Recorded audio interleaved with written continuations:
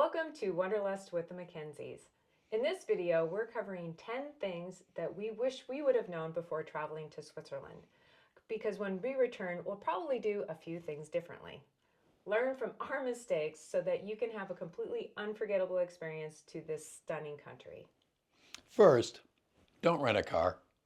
You know what you'll do is you'll get to your hotel and then you'll have to park it and probably won't move for a couple of days. Then you'll get into the mountains and you'll leave it at a rail station and then take the train up to where you're going to go. Well, guess what? All the major cities are connected by a fantastic Swiss railway system.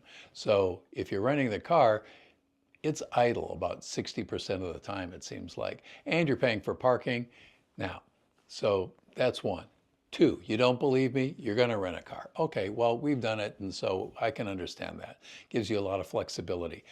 But if you do, don't plan on getting to point A and from point A to point B in quite the time you expect.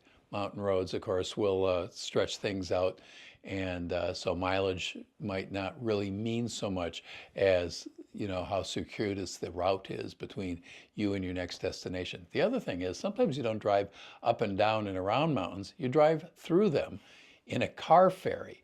So sometimes you'll have to wait until that ferry comes for you, and you and a big long line of cars all get onto the ferry and pay your fee and all of that stuff.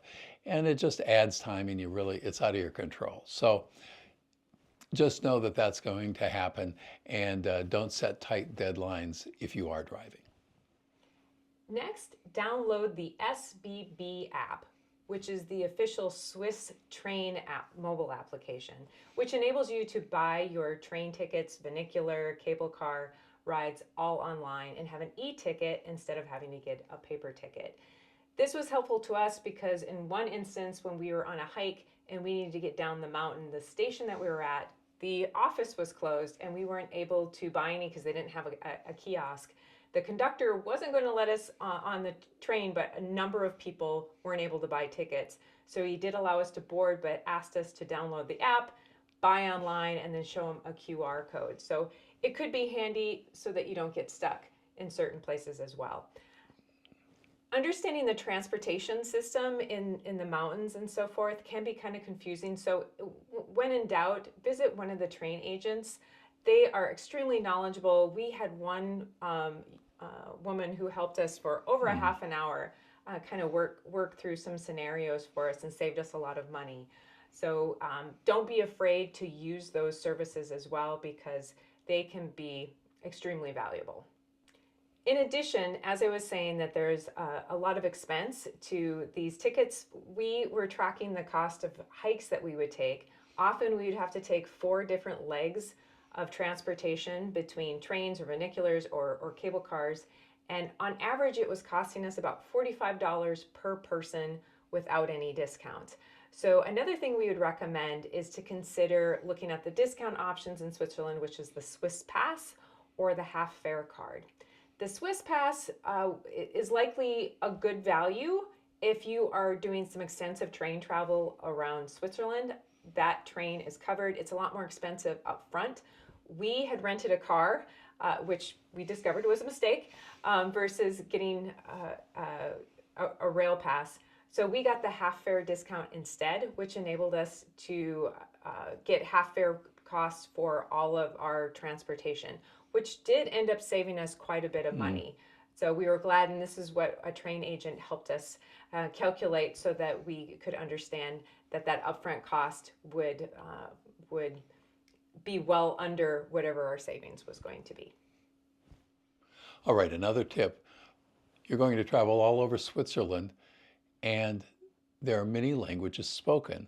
And so if you're going to try it out at the shop when you get to your next location, just know in advance what language is primarily spoken there. The east side of Switzerland is primarily German, the west side is primarily French, the south side is primarily, but not completely, Italian, and there's a fourth language that is an official language of Switzerland, Romansh. And it's also spoken a little bit in parts of Austria, the Tyrol of Austria, and in northern Italy. So of the 4 languages, you would run into French and German the most, but just know that those 4 are out there. again, while you're traveling around Switzerland and you're booking your hotels and you're saying, hey, where's a good location to be?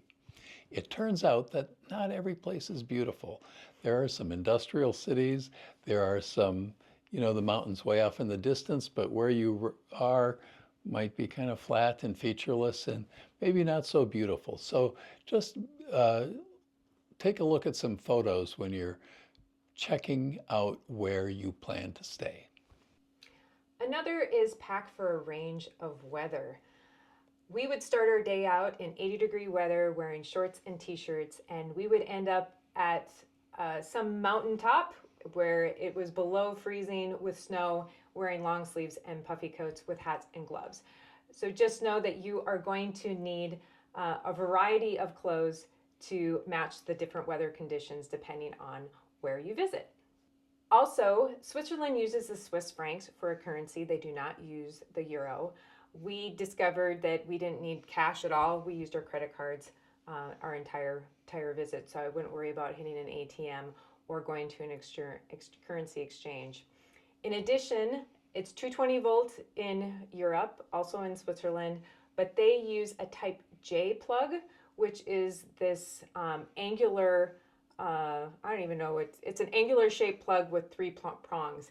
We were traveling from France, didn't think to bring a Swiss adapter, which we had, but we didn't pack it, and we had to go out and find one, which was more challenging than we anticipated in Bern.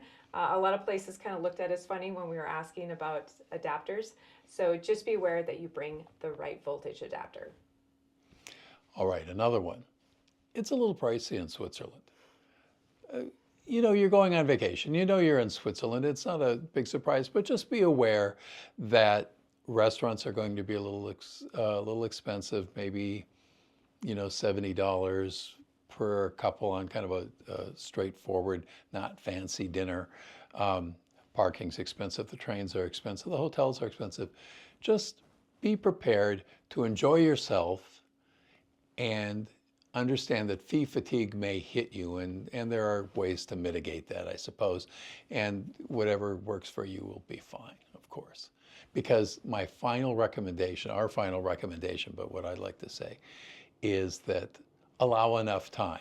It might be expensive, but Switzerland is beautiful. Don't feel rushed.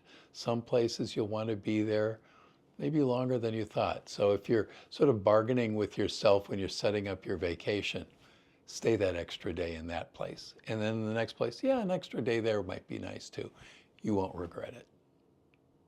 And there you go. There are 10 things that we wish we would have known before our last trip, even though we had a fabulous time. So there's nothing that we have as far as regrets.